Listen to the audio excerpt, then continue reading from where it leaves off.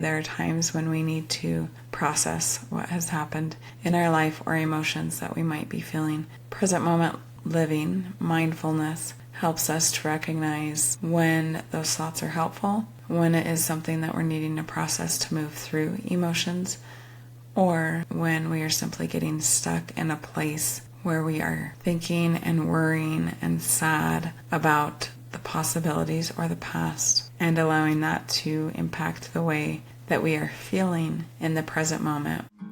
There are healers on this planet with the power to soften the suffering of mankind, yet they have remained in the recesses of the world, abused, discarded, and labeled as trash.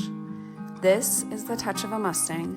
I am your host, Shalise Clough, and I'm here to tell the story of wild horses, Mustangs, and the humans who are discovering and sharing their gifts while working to protect their well-being and preserve their spirit, so this divine power won't be lost.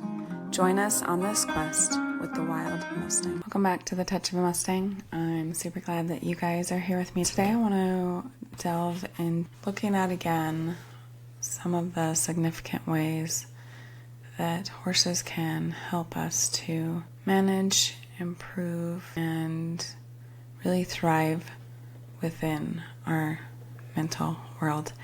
And as I've talked with a lot of people who work with horses, and especially who work with them to help people in their daily lives, there have been a number of threads that have run through these conversations about what exactly it is that the horses do to help us, what exactly the interaction with horses result in, and how that can improve our mental state and our well-being.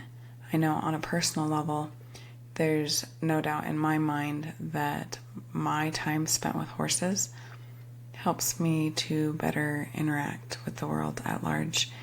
And one challenge we face in the world today is that a lot of our first line of defense when it comes to mental health is very medically based, often pharmaceuticals, and then, of course, therapy, particularly things like talk therapy and cognitive behavioral therapy, which certainly have their place, but horses can do a lot of those things that are needed to improve our mental health. And I found that it occurs in a much more natural process, meaning we aren't even consciously thinking about the changes that are occurring, but they happen when we spend time with horses. So one of those things that has been shown to be very valuable in people spending time with horses is that they allow us to live more fully in the present moment. This is also known as mindfulness. To begin this discussion, I really want to talk about how mindfulness helps us improve our mental health and being, and why it's an important element of a healthy mental life. There are two quotes that are often in my mind when I think about mental health. They are concepts that have helped me, particularly when it was more difficult than normal to regulate and rebalance my mental and emotional state. The first one is by Lao Tzu. He said, "If you are depressed, you are living in the past. If you are anxious, you are living in the future. If you are at peace, you are living in the present." And this is incredibly profound ideas to consider how we approach life. So to break that down a little bit, I think one thing we all long for is to have peace in our life, to feel regulated and balanced and like we are in a good place. And he says depression is living in the past. A lot of times, depression is caused by ruminating, by repeatedly thinking about often things that happened or things that we can't change. And it's no wonder that it's so difficult, because we spend a lot of time and energy in places where we don't have control. We can't go back and change the past. But thinking constantly about it and how we wish we could can put us in a place where we feel incredibly poorly about our life. The other thing he points out is if you are anxious, you're living in the future.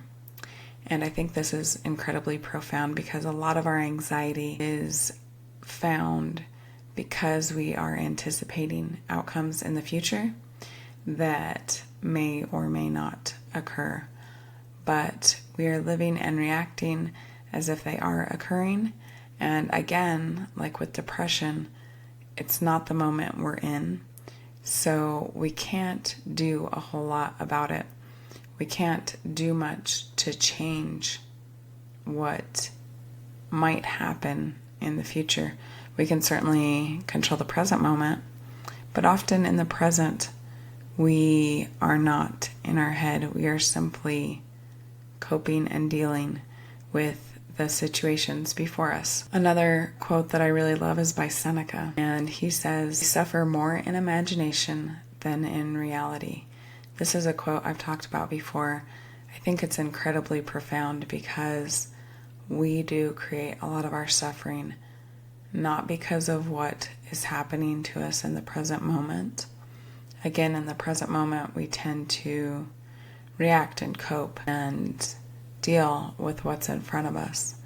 A lot of our suffering are the things that are going through our mind, the things that we are thinking and trying to understand. And so let's dig into that a little bit more. Why can living in the present moment versus the past or future or thoughts in our head help us to really improve our mental state and our mental well-being? And this present moment living is often referred to as mindfulness. It's a term that has become much more popular recently and that people are more aware of. And it's because it is really important to our mental state. When we can be mindful of where we are at, then we aren't also thinking about problems that have happened in the past or that might occur in the future. And one thing that's highly linked with depression is rumination. Rumination is when we just get so focused on a thought, thinking about something, again, that maybe has happened to us, or fearing what could happen to us in the future, and just being stuck in this pattern where we almost can't stop thinking about it. We repeat these scenarios or these regrets in our head over and over again. And a foundational principle of mental health is that the things that we think impact the way we feel about our world. So if we're constantly thinking about these things that have been difficult for us or that make us sad, then it changes our mental state. That in turn affects our behavior and, of course, how we feel about life. When we are able to be mindful, we are able to return that focus to what's right in front of us, the things that we can actually do and control. And when we do that, we're often have a greater capacity to find goodness in the world around us. It allows us to more easily find joy. An example of mindfulness and how it can help us find joy might be something simple, such as observing the sunrise on your way to work, instead of being in your head thinking about what needs done for the day or your plans. You can live in this moment that's right in front of you and see beautiful things that are happening in your life right now. I think joy is another emotion, another element of life that we would all like to have more of. So when we can appreciate the world around us, the good things in our life, especially noticing small things that can make life more beautiful, then it allows us to pull those thoughts out of our head and to be in this moment that we're in right now. Most often, the present moment is much more neutral than the thoughts in our head. The present moment is much more what we make of it at that time. We can see beautiful things like the sunrise, or we can find something to allow to irritate us, like someone cutting us off in traffic. We can also choose, when someone cuts us off in traffic, to simply change our thoughts about it, to consider whether it's something that we need to allow to impact our mental health. It's difficult for us to be present. It's really easy and natural to go into our mind and to get stuck on the future or the past. And one thing with horses is that they very naturally and easily pull us back into focus if they are a horse who is still engaging and reacting with the world around them. And what I mean by that is there's some horses who are shut down. They don't really react with the world anymore. They have learned what is acceptable and how to comply with that, and no longer question their environment. They simply go along with it because it has become the path of least resistance to them. If you work with a horse that has entered the human world in a way where their behavior and needs and responses are considered, then they have this incredible ability to keep us in the present moment, because there is a constant interaction between the individual who's working with the horse and the horse. One example that I've seen of that with my horses is that a lot of times if I'm riding, I'll try to get some video to put up for some posts or things like that. And every time I do it, almost immediately the horses recognize that I've disengaged with them, and that behavior is reciprocated. So like I will get my camera out and we're going along nicely, and then they'll decide, oh, this is a great moment to turn around and go back to the barn with their herd members, or this is a great moment to get the grass. And it's almost as if they're saying, you're not here with me, so I don't really need to be here with you. But that changes when we return and refocus to what's happening right in front of us.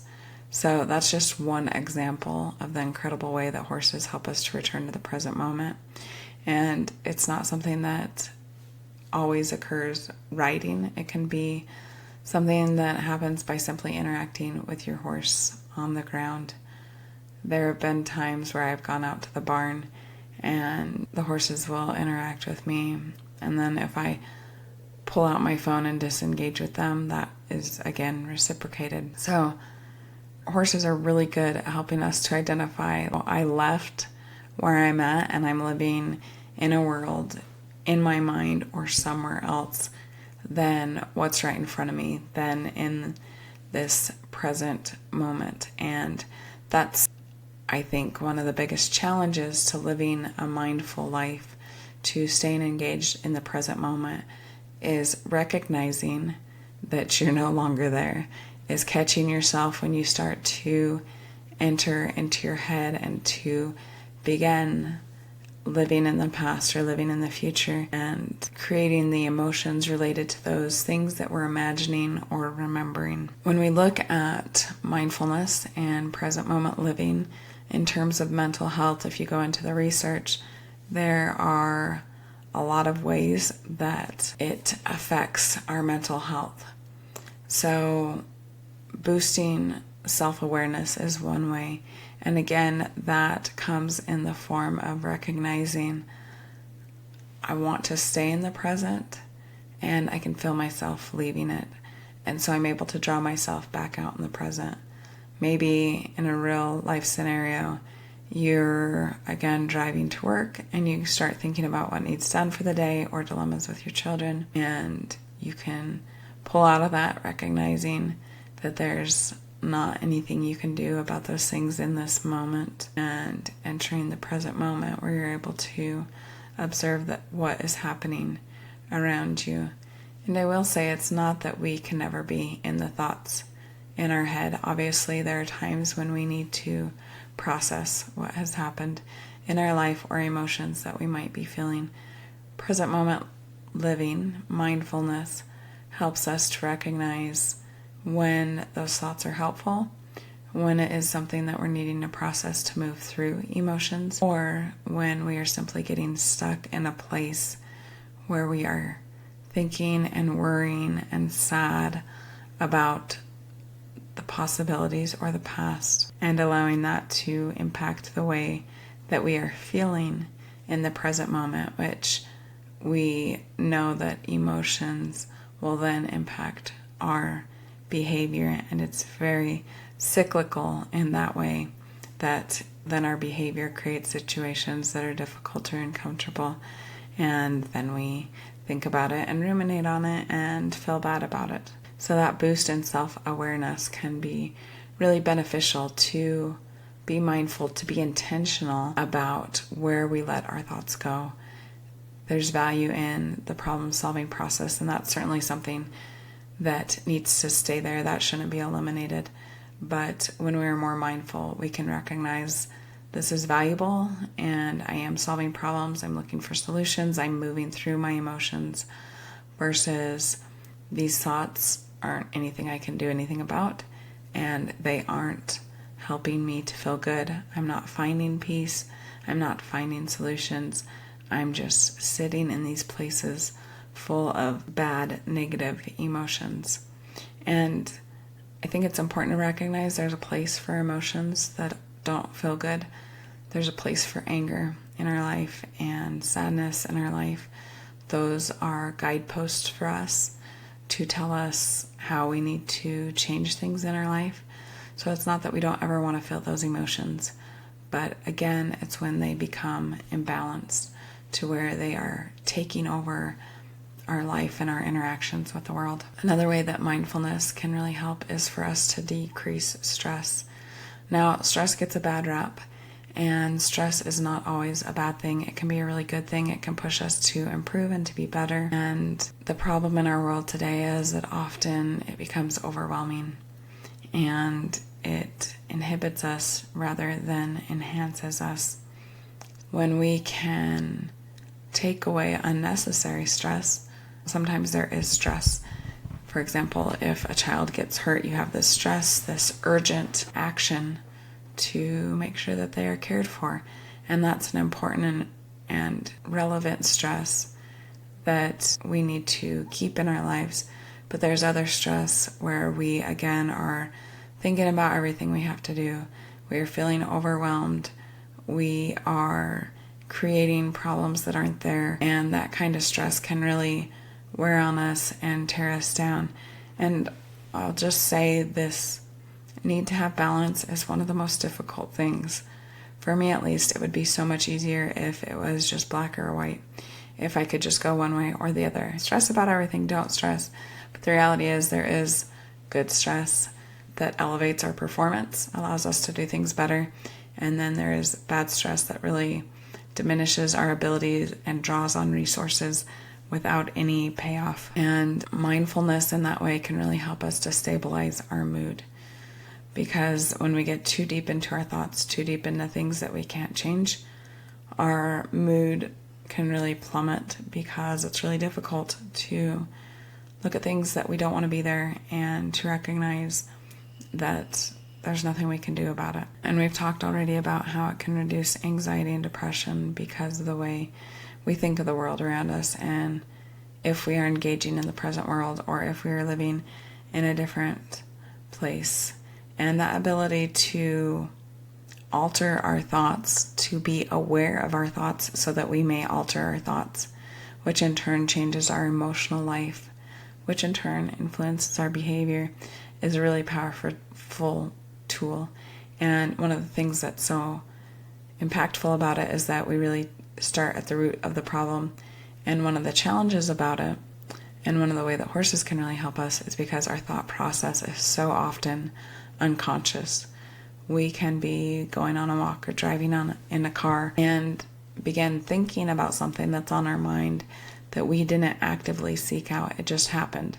It just unconsciously entered our mind. And by becoming aware of that, by moving into the present moment, which is something horses are so good at helping us to do, then it allows us to be more conscious in our thoughts and what we choose to think. This idea that we don't have choice in our thoughts comes from that element of it, that they are sometimes unconscious. And if we aren't aware of the thoughts that are entering our head, then we really don't have much we can do about them. Developing that self-awareness is a really important strategy. There's a few other ways that I think horses help us to move into mindfulness and present moment living. And as I have gotten horses in my life and worked on training my Mustangs, it has been a really big process for me to overcome anxiety. Horses do hold with them an inherent danger because they are this big animal that is reacting from their own world and from their view. And so when I first got my Mustang especially, I really noticed how much anxiety I had in my life.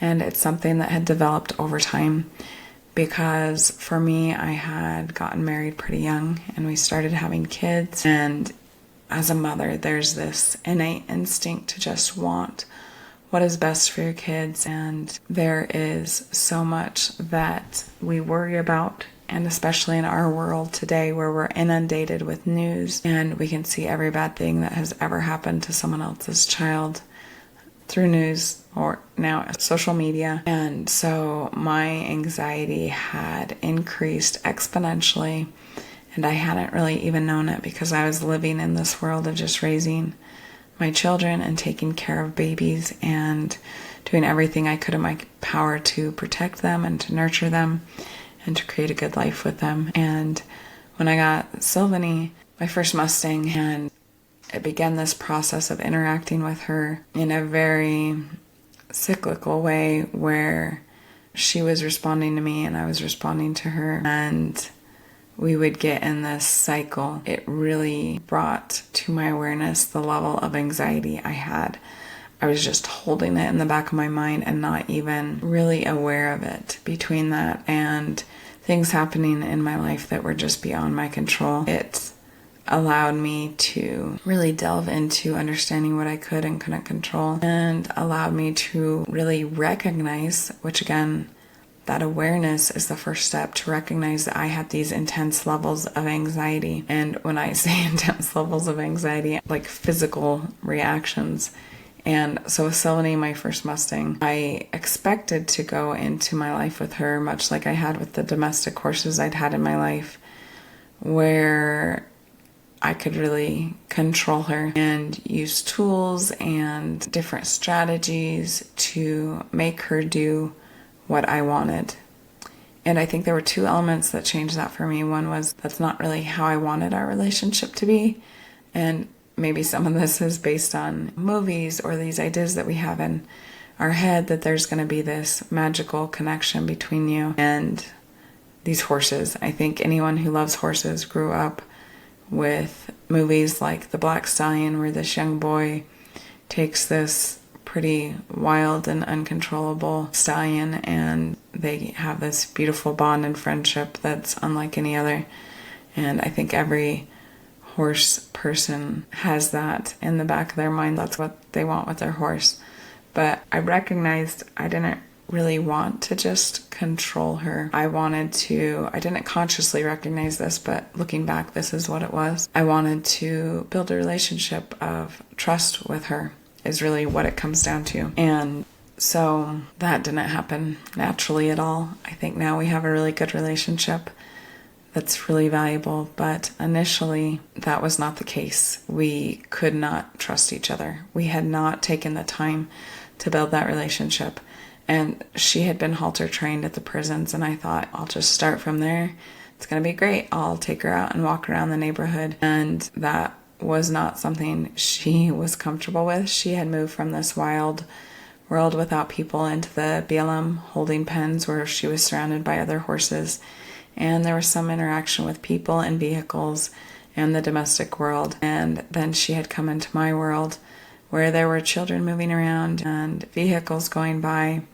And I think a lot of that drastic change impacted the way she reacted. And for her, she is a much more reactive horse, which we use negatively, but I actually love. It allows me to really see very clearly how she's feeling and what she needs or is concerned about in the moment. I actually love it because I'm very aware of whether she is doing well and comfortable and in a space that's safe for both of us, or if something occurs that throws us out of that space. But when I first would start to even try to walk her around, I remember one time in particular, I was just going to take her around the house. So our horse corral at the time was in the back of the house, and I was just going to take her up on the road in front of the house. And I walked her around, and it was fairly uneventful.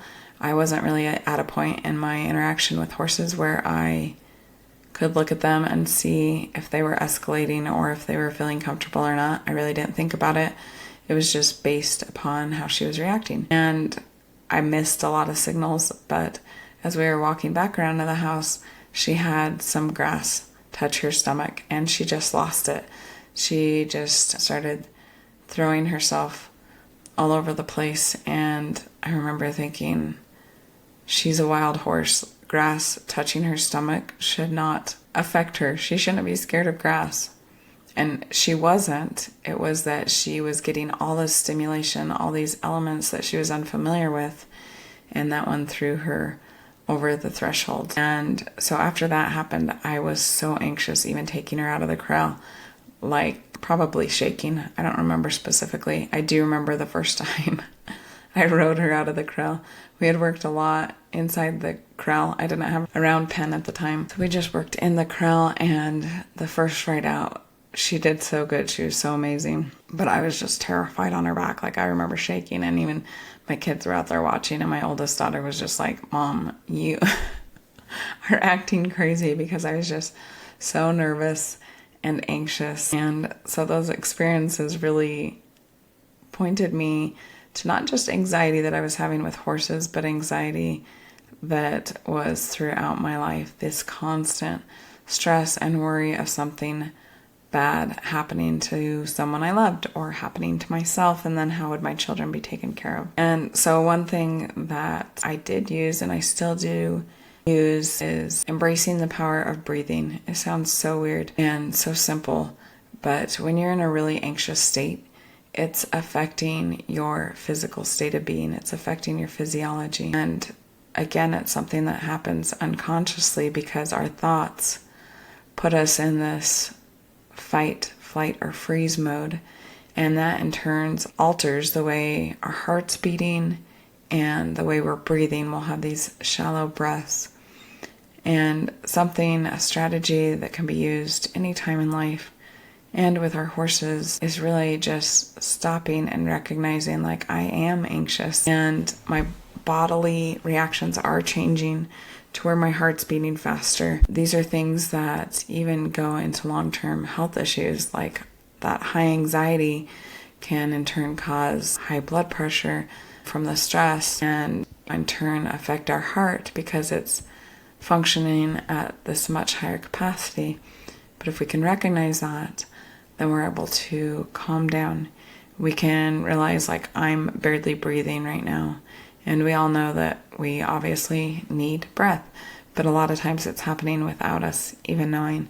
So if we can step back into the present moment, and if we can just take those deep breaths and regulate our physiology to slow all of that down within us, then it will change the way we are physically feeling. And that breath work, as we just take that deep breath, we have to really start consciously and returning to our present moment and thinking about what we are doing instead of living in this fear and anxiety or worry and return to the present moment.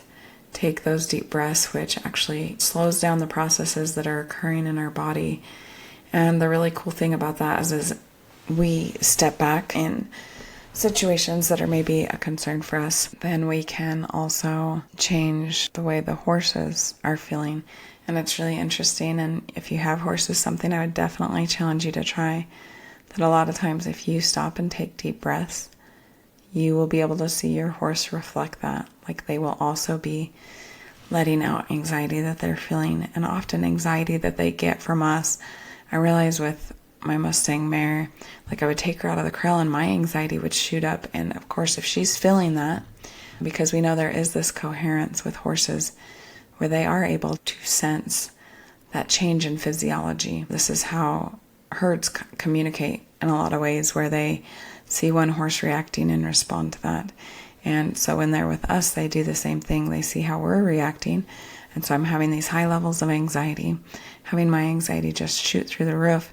And then, of course, that's reflecting on her. And she is probably wondering, where is the danger? I can feel your body telling you there's danger. And now I need to find out where the danger is to me. So there was no danger. There were no mountain lions or coyotes in our presence. But she would be able to feel that anxiety and tension from me. And then that certainly built it up within her. And so we were just in this process where it was like I was scared of her and she was scared of whatever I was scared of. And so being able to breathe, to take a step back, to calm yourself, is something that can really lower those strong emotions and pull you back again into the present moment, so that you guys can build that relationship of trust, and you can realize you're looking out for your horse and your horse is looking out for you, because you have built a relationship of trust where they can trust what you're feeling and the emotions that they're pulling from you, that physiological response that they're able to pick up on. And as you do this, as you have these interactions with horses, it also reconnects you to your body. Working with horses is a lot of physical movement. You want to walk forward, you take that step forward. You, if needed, might put some pressure on the lead rope, and it's all related to our body. A lot of our language with horses is not verbal. It's very much physiological. It is, my body does this, and then we hope the horse's body responds in a particular way. And re-entering our body in that way, because of our time that we spend in horses, brings us back into the present moment, especially, I would say, when it is something new and unfamiliar, whether we are with a new horse where we are learning those interactions. That's incredibly powerful. Or if it's someone who hasn't been with horses, and so they are very aware of what they're doing, and maybe because of some anxiety or concern about their interactions with horses. And so this is another way that horses have this incredible capacity to really draw us back into our bodies and return us to the present moment. Mustangs in particular are so good at this because they haven't been in our shut down domestic world. And I think we have to admit that a lot of us who are living in the domestic world have really turned our emotions and our thoughts on autopilot. We've allowed our unconscious to take over our life and to tell us what we should experience. And in that same way, a lot of horses have been told what to do, how to feel or not feel, so that they react or don't react in a certain way. And when you take in these Mustangs, especially those who had minimal interaction with the human world, they're still very much attuned to those emotions. It's an element that they use to make sure that they're safe and to interact with the world. And so they are really able to draw us into attunement with our emotions, because they are seeing our emotions sometimes even before we are. I think that's really what happened when I first got my Mustang mare, is she could sense my anxiety more than I probably could. And it really took me stepping back and being like, oh my gosh, I just have this incredible anxiety. And the really cool thing about that was, as I was able to work on these anxious feelings and emotions with my horse, to practice that change in thought and behavior, that practice I was able to pull over into my personal life, into my daily life with my family and with my relationships, and was able to use that information not just in my time with my horses, not just in training my horses, but to use it and to use that awareness as I would go back into the domestic world, where a lot of things are, if we don't consciously control them, are happening to us. The world will tell us where to spend our time, what to worry about. The news will tell us all the things we should be fearful of, unless we can take a step back and say, is this logical? Is this a threat to me right now?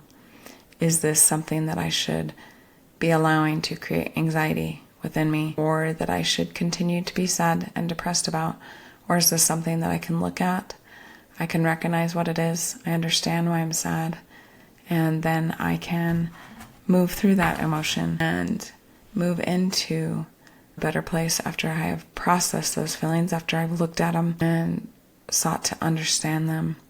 At that point, similar to what I talked about in one of my more recent podcasts, after we've gone through that process where we recognize our emotions, we recognize the things that are causing them, we see why they are causing them, we process these emotions. After that point, we can release them. We can let go of them and see that, yeah, there is a legitimate reason we felt this way, but we can now choose to move past that and to release them and to feel better. And as we're able to do that, when we're able to move into the present moment, it enhances our ability to make good choices. So talking about it from a perspective with horsemanship, when we can be in the present moment and when we can be attuned with our emotions, which then allow us to be attuned to our horse's emotions, then we can respond in better ways. So there's this video I saw that I was actually wanting to do a little bit of commentary on, but it was something on Facebook, and it was basically saying people should never let their dogs loose. And we have a tendency to really do this a lot, to put the responsibility for our emotions and our responses into someone else's hands. And I think this is actually very dangerous, and maybe I'll go back and find that video and give my perspective on it. But it's very dangerous because speaking in terms of the horse world, we can't control if everybody puts their dog on a leash. And I think there's even a valid argument for should they have to. If you're hiking in the mountains, should you have to be responsible for the possibility that you might see a horse? So I think it's something to talk about. But in this video, this dog was off the leash and it looked like a mountain trail, and it ran up to this horse and it was barking at this horse. And the girl that was on the horse was just absolutely freaking out. She was cussing. She was yelling at the person the dog belonged to. And the poor dog owner, I just had so much sympathy for him. He is trying to grab as it's at the horse's heels, and the horse is kicking at the dog. And really in this whole situation, the leader in this situation was the horse that was trying to hold it all in. And the rider on top of this horse was absolutely just frantic. Now, if that had been me, I simply would have got off my horse and taken control of the situation. Let my horse know it was okay. Help the owner get their dog. It's not someone else's responsibility to make sure that I'm safe in the environment that I choose to put myself in. And it really goes back to this idea that if we are aware of our emotions, if we are aware of our environment and what is causing those emotions, we can take control of it. This rider, I imagine, had probably been taught something that we're often taught, which is don't get off your horse. And so she reacted with these tremendous levels of fear. When had she been better in control of her emotions and recognized, okay, this dog is coming up. I see this dog coming up. What can I do about it? I realize maybe my horse is or isn't familiar with dogs. Some of my horses might not do anything if a dog came up and did that, and other ones might react very strongly. So being aware of the reaction that your horse might take, taking all this information into consideration, being aware of what I'm experiencing and why I feel this shoot of anxiety when I see this dog coming to my horse. And why is that? It's because I know that my horse might be scared of this dog, might not want a dog biting its heels, understandably. And I can take that information and then I can make better choices instead of staying on my horse and like putting all that responsibility into someone else's hands for what happens in this situation, putting that responsibility in this dog owner's hands that had no idea this horse was going to be on the trail and might not even know how their dog reacts to horses because it may never be around horses. You can take all that information, those emotions, those feelings, and you can use them to then make better choices. A better choice in this situation, in my opinion, would have been for this owner to get off their horse and to be the leader that they needed to be. You could even make an argument she could stay on her horse, but she needed to be a leader. And in that moment, she wasn't. She was reacting and she was blaming and she was giving her control to everything around her. And this isn't unusual. She's not alone in this. This is something that we all do, both with our horses and in our personal life, where we take these frantic emotions that we're feeling and we place all this responsibility on someone else to fix our situation for us. So if we can be aware of our emotions, if we can live in the present moment, then we are able to make better choices. And those better choices in turn make our life better. And through that, a way that it really impacts us is our relationships. That's our relationships with our family and loved ones, and it's also our relationships with our horse. When we can not remove, but be aware of emotions, aware of the thoughts that are creating emotions, and be clear on what is happening right now and what can I do about what is happening right now in this moment that I am in. And when we're able to do that, it will help our relationships, whether that's with our animals and our horses, where we can take a step back and analyze the situation in a more realistic way so that we can react out of leadership and confidence rather than fear and uncertainty. Then it changes the way that we interact with those around us. And as we do all those things, a lot of those really negative emotions that we experience can dissipate. And so these are a lot of the reasons that using in mental health therapy is so powerful, because there's this natural process that occurs where if we are sitting in talk therapy or even cognitive behavioral therapy, which is the exact same idea and is a valuable tool for sure, but it is something that we have to really pull that awareness out. It's a more difficult process because we don't have that instant feedback from the horse. And yes, we can think about our thinking and how's what you're thinking about creating these events in your life, and we can go through that and process that. But with horses, we can see immediately, I'm leaving this world that I'm in and entering my thoughts. So they can be this incredible tool that will instantly pull us back if they've been allowed to maintain that aspect of themselves in the domestic world. Now, I think if you're hopping on a horse at a trail ride, a lot of times those horses have learned to not react to their situation, which makes sense and is a protective factor for them because they have this wide variety of people with different skills and abilities and attitudes and emotions that they're having to constantly cope with. And so it's understandable that they would shut down. That would be a protective mechanism for them. So it's not always a negative thing. It's often something that they need and often something that we need. But as we move out of those states where our emotions are either being repressed or allowed to run rampant, that we can move more into the present moment and we can have this incredible ability to better manage our emotions, to better regulate our emotions.